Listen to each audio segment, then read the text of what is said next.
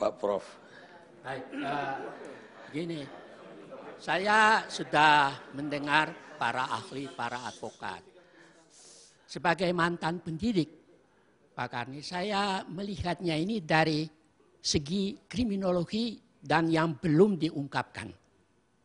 Sebetulnya kalau mendengar terutama uraian Pak Paris Hutapea dan beberapa kawan yang lain, masyarakat kita sekarang ini adalah masyarakat anomi, normlessness. Dan Denny ini adalah salah satu hasil atau kreasi dari masyarakat yang anomi. Itu kalau saya melihat demikian.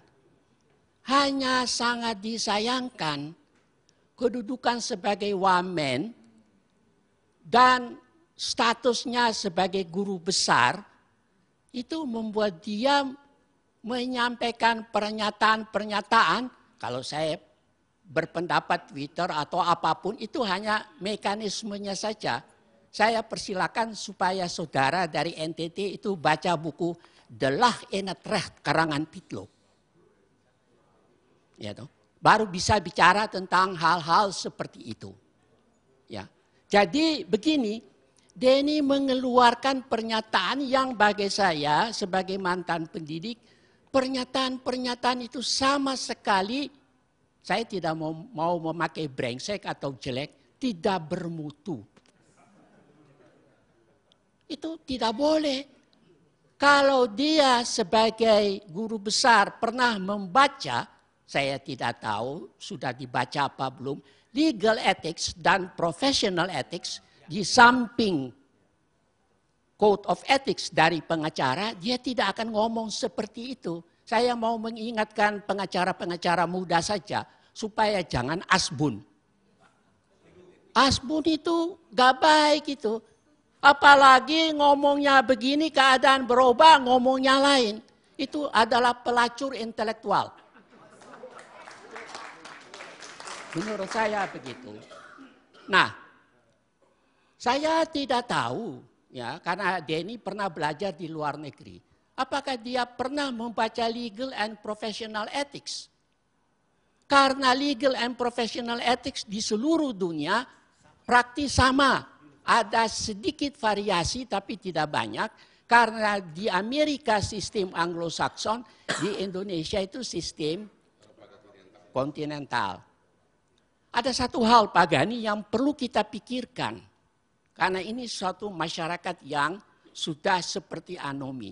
Coba kita lihat kalau kita baca koran, tiap hari ada kebakaran, tiap hari ada pembunuhan, tiap hari ada macam-macam. Kan sudah serba tidak benar masyarakat kita ini. Jangan-jangan Denny ini dibisikin oleh siapa tidak jelas bagi saya, seperti orang main bola sodok. Kalau Pak Gani tahu bola sodok itu, mau ditujukan ke sini, bolanya dilarikan ke sana, dipukulkan kembali sini. Dan menteri kita ini kan bekas advokat juga. Dan saya ada dapat bahan dari ada advokat yang terkenal di sini. Oce Kaligis. Itu bahan-bahan ada pada saya. Dan saya dengar dari banyak. Kok bisa menteri itu tiba-tiba bilang, Denny bicara itu sudah betul. Betul tuh dalam konteks apa? Dan untuk apa dia mengatakan seperti itu? Bahwa di kalangan pengacara ada Dr. Jekyll and Mr. Hyde, itu bukan rahasia Pak. Saya bisa kasih sama Pak Karni laporan-laporan yang saya terima dari masyarakat dengan foto dari Dr. Jekyll and Mr. Hyde. Nanti saya berikan kepada Bapak fotokopi itu. Sekarang tuh masalahnya begini menurut hemat saya. Kalau masing-masing ya, saya terutama mau beritahu kepada yang muda-muda ini. Gitu. Kalau saya dengar mereka omong tuh saya senang, tapi kadang-kadang saya sedih. Nah, kenapa saya harus pakai bahasa asing? Sayang, Mangkudilaga tidak hadir kalau dia pertanyakan saya, tapi waktu revolusi di mana? Itu pertanyaan yang konyol. Karena ibu saya waktu zaman kolonial mempunyai sekolah taman siswa. Setelah Belanda datang ditahan 3 bulan. Setelah saya mau daftar di sekolah Belanda ditolak. Lah kok bisa ada orang seperti Hakim Agung yang seperti itu ngomong begitu. Itu mulutnya harus dicuci dengan Pepsodent. Jadi begini Pak, bahwa saya bisa bicara Belanda lancar dan Inggris lancar itu karena otodidak. Sampai pun jadi guru besar tamu bicara, kasih kuliah dalam bahasa Belanda. Ini supaya Benny Mangkudilaga itu tahu. Ya toh. Apa orang tidak di Jogja, di tempat lain, lalu bukan Republikan? Saya kira itu. Haji Agus Salim otodidak 7 bahasa. Jadi begini Pak, menurut hemat saya, itu kalau dikatakan tadi itu crime, breeds crime, itu sudah wajar. Oke, kalau kita di sini di Indonesia itu kan semua melihat ke atas kan ya. Kepala ikan yang sudah busuk itu ya terus sampai ke bawah, termasuk Denny juga sudah busuk. Jadi saya pikir masalah ini sebetulnya bisa kita perpanjang. Saya sudah baca juga ceritanya Yusril di koran Republika. Juga saya pikir kalau begitu dokter yang mengobati seorang koruptor juga koruptor. Yang saya pertanyakan bagaimana koruptor-koruptor itu kalau kasih uang buat rumah-rumah ibadah itu bagaimana itu nanti itu. Apa Tuhan juga bisa disuap?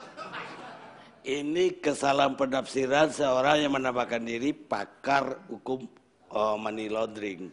Pak, zaman Pak Harto hampir tidak ada orang yang ambil hukum tata negara. Baru sekarang ini ramai semua orang ambil hukum tata negara. Itu mengapa? Ya, karena waktu zaman Pak Harto tidak berani orang berbicara. Gak ada guna zaman itu. Sekarang ini semua orang lebih mengambil perdata, apalagi pidana, ya gitu kan, dan money laundering. Saya kira kalau kita mau pakai teknik-teknik yang baru, jangan lupa lex posteriori, derogat legi priori, dan masih ada banyak lagi. Jadi kita di sini bukan mau memperjuangkan kepintaran kita. Tiap orang yang bicara di sini supaya ada hati nuraninya yang berbicara. Integritas itu yang paling dipentingkan oleh Jakarta Lawyers Club. Kalau tidak, saya tidak mau datang lagi Pak di sini. Terima kasih Pak. Terima kasih Prof.